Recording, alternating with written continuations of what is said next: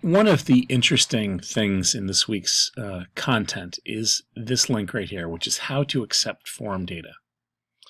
Now, I'm going to package this video in with this page, but what I'd like to focus on is that most of our PHP, before it gets into our code portfolio, will have a condition which tells us where the code came from, where the submission, the form elements came from. This is really important. If you've had PHP at the Mesa program, WebD 166, WebD 167, or 153, whatever, you'll see that the textbooks in those usually have something like this. They might have if submit equals reserve, or whatever the name attribute is for the submit button, and it might have something like and underscore server, request method,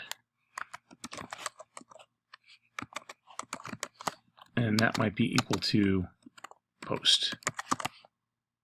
That's what I see the most, okay? So this is basically the value of submit, which equals scale underscore post submit, has a value of reserve. Okay, so we're saying basically if submit is equal to reserve, then run the code. But here's the deal with that. And I'll keep that up there because the request method will be post. But with that, I can go to my HTML and run a script that comes from my desktop, for example. This is form hack, for example. And I have a form action going to form.php, which is on my server. It's the page I just showed you.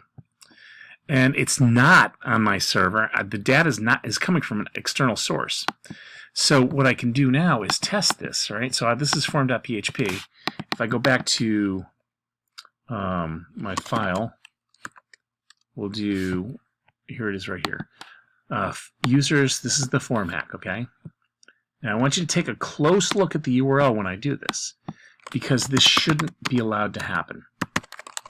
And most of the validation I see before we run server-sided code is failing to prevent this. Failing to prevent someone from an external source sending data. Because all I have to do, gang, is go to my source code on the server and I can see my submit equals submit reserve. I can copy and paste that form, throw it in this form hack, and then I have the ability to pass data to your server however I want. Here we'll do injection code here. And then we click reserve, and you can see that immediately I've passed the hack to form.php. And it says, thank you, Chris. We look forward to serving you on wherever this is, okay? Now, that's not the point. The point is that see, this is the identical code, but the point is that our PHP code here is detecting to see if the submit button and the post method is post and the submit is reserve. Now, we already know if submit is equal to reserve that the post method is post because it was gathered from line 20. So we don't need this at all. So I'd like to show you a couple of things. If I were to var dump scalar underscore server, just like this, and let's say I echo out the pre-tags, the pre-format tags, so I can see what data we've come in. Our goal here is to get your code, any code that you have in your code portfolio, to be more secure and to have you understand when you explain why you do what you do. And what we're going to do is we're going to do it better than the textbooks. So what I'm doing right now is I'm going back to my form.php and I'm going back to the form hack. Okay, so I'm going to re-enter my stuff. No big deal. Just whatever. Don't care the data. All I care about is that I find out the server variables that I can use to make my form a little bit more secure. So now I've done this and I've passed the value. So this is what I'm looking for here. Now I'm looking for the host, which is a really good thing. I'm looking for anything that says where the script came from, which right now this is the script URL. Looks good. Looks really good. Now, if I were to take this and run it, so now we've seen what it looks like. I'll keep this open in a tab from an external source. That's the hacker, so to speak. Now this is when we live load. See, I started on form.php and I just ran it. Okay, so now I'm going to do my stuff. Party for the holidays, no big deal. And we'll just choose a location, enter some stuff here, and hit reserve, okay? Now, this is very, very important. This tells us that the code or the data came from this form.php. So immediately I'm going to take this, okay? And I'm going to say, okay, submit can be equal to reserve, but I'm also going to add, and also Scalar_server HTTP referrer is equal to, and we're going to do it exactly the way our server vars told us, this right here. Okay? So, that. Okay, so that is our HTTP referrer. Okay?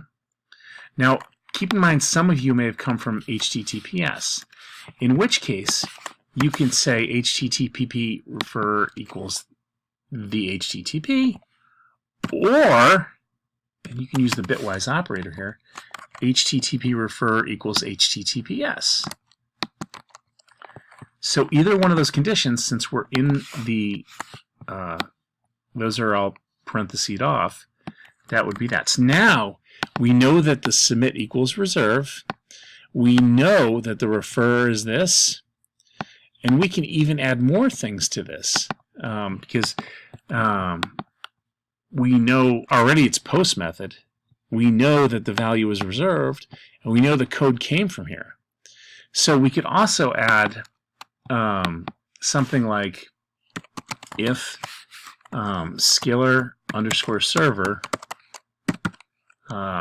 let's see, HTTP_host, if it's not equal to, and all I'm doing is adding security based on what this says. If it's not equal, see the HTTP host here? If it's not equal to mm214.com, well, let's exit the, we'll just exit the code. Exit and die. Okay? So now what happens is when I do my condition, I just uploaded it. Now I can go back to my form hack. We'll minimize that, minimize this, and we'll go back to form hack. Because the HTTP referrer is in my condition that runs the code, let's say it was database code or something like that.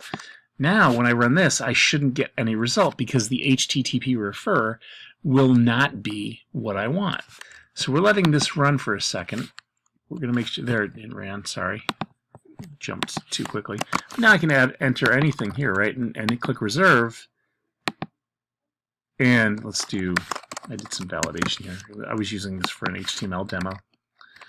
But we can do 5. Will there be vegetarian, ocean, beach, whatever. Okay, go for it.